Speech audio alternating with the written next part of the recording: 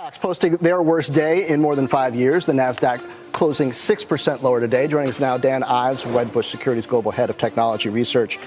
Dan, it looked pretty ugly. Oh? Yeah, I mean, look, it's essentially an economic Armageddon. You know, if these tariffs stayed in place, and I think the reality is talking in front of a microphone in the 202 area code is a lot different than the reality of moving the supply chain. And I think it speaks to our point that when you look at China-exposed names, from NVIDIA to Apple to any of the semi names, I mean, this is as nervous as I've seen investors going back to COVID March 2020. A month ago, the world has changed. We have seen the market sell off. We have seen tariffs implemented that are the highest levels that we've seen going back 100 years. Does your thesis still hold? The state of the world, which equity prices depend on, is completely in flux and has been radically changed. Most investors think for the worse. That's why prices are down. The question, of course, is whether they're down too much, just right, or not enough. We got some breaking news for you right now because China's finance ministry is saying it will impose additional tariffs now on U.S. goods. That's going to start on April 10th at a rate of 34%. Joining us to discuss this as the markets continue to decline on the back of that news, literally just out moments ago, Jeremy Siegel, President Emeritus. The Smoot-Hawley tariff, I think this is the biggest policy mistake in 95 years. What just happened, 10 minutes ago, is the nightmare result, the retaliation. Well, we've had $5 trillion lost in the last 2 trading days due to the Trump tariff sell-off and China retaliating, which is now leading to more and more banks raising the odds of a recession at the end of this year. Now, if you guys been subscribed to the channel, I've been screaming my head off and trying not to put any fear-mongering out there, but just try to take a really open-minded approach. I have been losing views, I've been losing subscribers, but I've been right. We've talked about tariff wars are going to be starting. This was a week ago. You could have gotten out and saved yourself 16% from losses. The experts are lying to you. This is not a bull market anymore. We had a technical breakdown. There is political tension. Yield curve is uninverted and the moving average is uninverted. The SOM rule was triggered. Unemployment is starting to tick up. Inflation is not coming down. Growth is actually projected to slow. These are things that led me to believe it's going to be a brutal 2025. And when did we start talking about this? September 14th was recession triggered. I made a video on the SOM rule being triggered and that we were probably a few months away from being in some sort of recession. I time it out basically the summer of this year. That's using my analytics. And that's using what I'm personally seeing. Then we compared the charts and where the feds are stepping in to start cutting rates. And guess what it lines up with? It lines up with very much correlated to 2007. Not ideal, but pretty similar. This was done in August 18th, 2024. And I got a lot of dislikes on this video, oddly enough. Even though the things are playing out correctly, people don't like to hear the truth. And guess what?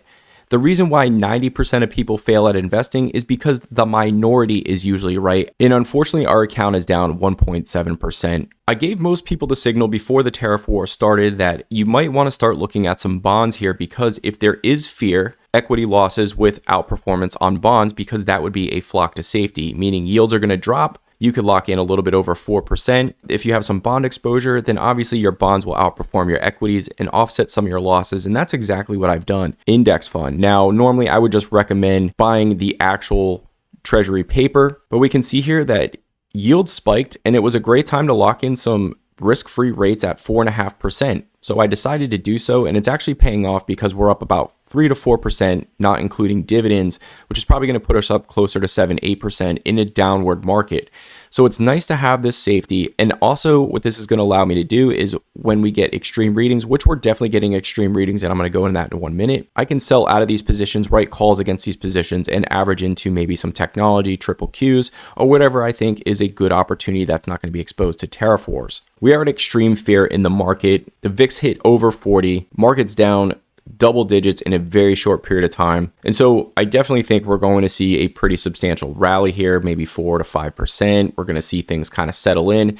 And then I do believe we will see a next leg down if these tariffs are not clear. But every reading is definitely in extreme fear, whether it's crashing below the 120 or the 200-day moving average. Obviously, market volatility spiking at extreme levels and people flocking to safe haven, much like the TLT or treasuries, as I stated earlier in this video. So these trend lines have been drawn over the last few years, and you guys can see where I think we're eventually going to head and test this trend line here that's been in place for about 5 years from recent lows. But before we get into that, I want to talk a little bit about the channel. As you guys can see, I'm not posting a lot. I'm just not getting the views and engagement that demands my time. I can put my time somewhere else to make my family more money. We're going to be heading into some turbulent times where we're going to finally start seeing some layoffs. Now, of course, this is my opinion, and who knows, maybe we'll see the government start stimulating again.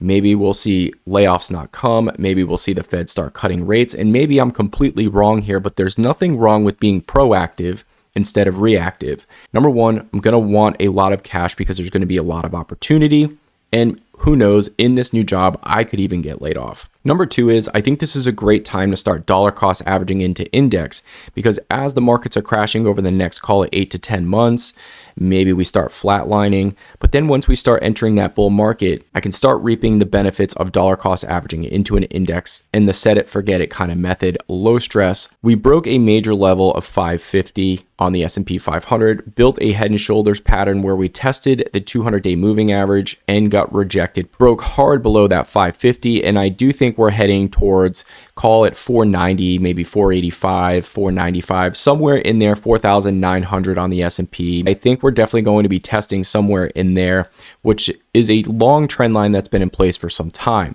We are very, very oversold, and I do think we're going to be due for a bounce of possibly 5 to maybe 6-7% here. I don't think this is going to be the time to buy the dip. Now, of course, I could be wrong here. I keep leading out towards, for me personally, I think summer is where the best opportunity is going to be coming.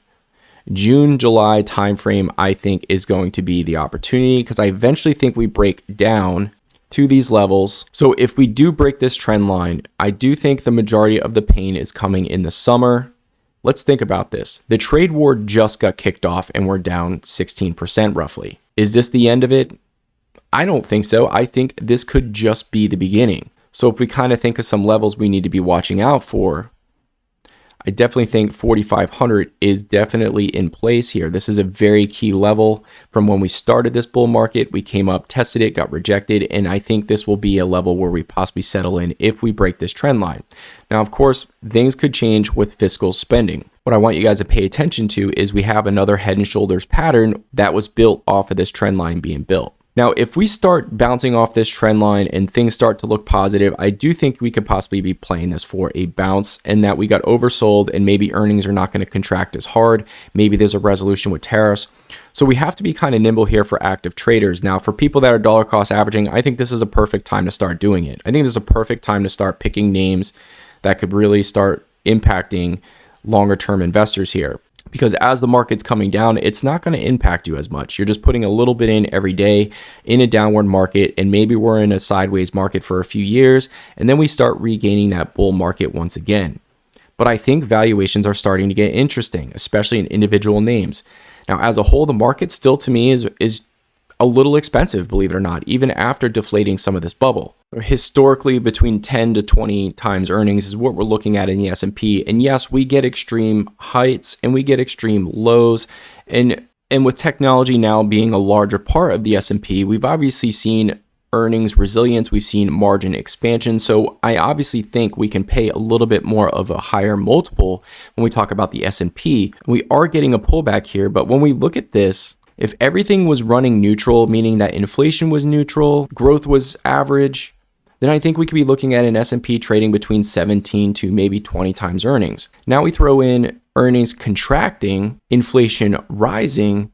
This definitely puts pressure on the multiple that we're also putting on the S&P 500, meaning like I might be more interested in the S&P 500 closer to 15 times earnings with all this turmoil. And if we just take a quick look, we're still trading at 22.5 times earnings, which to me is still a 10-11% premium to what I would want to be paying in a average market here. Now, I know I've done this before, but just to kind of give people a visualization of kind of where my mind is going inside my brain, a lot of people are projecting close to $270 worth of earnings on the S&P 500 this year. And if you put a 20 multiple on that, you're getting 5,400. Maybe the S&P is trading down for somebody who wants to put a 20 multiple. Now, for me personally, I'm looking for a little bit more of a discount. I'm looking for 17 to 16 times earnings. I think that's a healthier place to really be entering the market and figuring out where fair market value is, a market where I'm trying to get somewhat of a deal. If I'm trying to pay average price, I think 20 times earnings is fine, and it makes sense if you think earnings are going to grow. But we're starting to see that earnings may not grow because of these tariffs, and we actually can see the consumer slowing down. So there's multiple headwinds here that could cause earnings to actually contract a lot harder. Now, 2026 earnings are projected to be 280, but I just don't even think we have a clear picture of where it's going to be. I think earnings can contract a few percentage points, and I also think multiples can contract pretty substantially from here. So let's say we do head into a recession and we're going to see earnings contract, and maybe next year, instead of 280, we're looking at 265, and I put a 16.5 multiple on that. Well, I'm looking at a 43.75 S&P, which means that if this is how this plays out here with tariffs and we're going to see contractions in earnings, we're going to see inflation higher, we're going to see a consumer stop spending because of fear in the economy, well, then I definitely think we can get down to that 4,500 that I mentioned earlier. We start getting more fiscal spending. If all the layoffs that Doge is doing, they all come back, and we see more government spending and we get the tariff war fixed, then I think we obviously can continue in the upward direction. I think earnings will actually exceed expectations because the consumer will be very optimistic going into 2026. But I personally just don't think that's the case. And I'm not so sure we can just turn around and kiss and make up after this big stance that has been made by the US economy on tariffs. Now, of course, this is just my opinion. This is where my thesis is leading. This is where I think it could make sense, paying 16, 17 times earnings. If things start to stabilize, this is where it makes sense. Now, if earnings are contracting at a rapid rate, then obviously we have to go back to the drawing board here. But I'm trying to show you where I think technicals and fundamentals are actually coming together pretty nicely here. And sometimes bubbles last a lot longer than we all anticipated. And this one definitely lasted a little bit longer than I anticipated, although I pretty much nailed it down to the date. I thought this summer was going to be very, very brutal. And so I got to do what's best for my family, ladies and gentlemen. I probably can only post maybe one time a week, but I really appreciate all the nice emails. I really appreciate everybody asking for an update. And so that's kind of where I'm personally at right now. And as always, we will see you all in the next.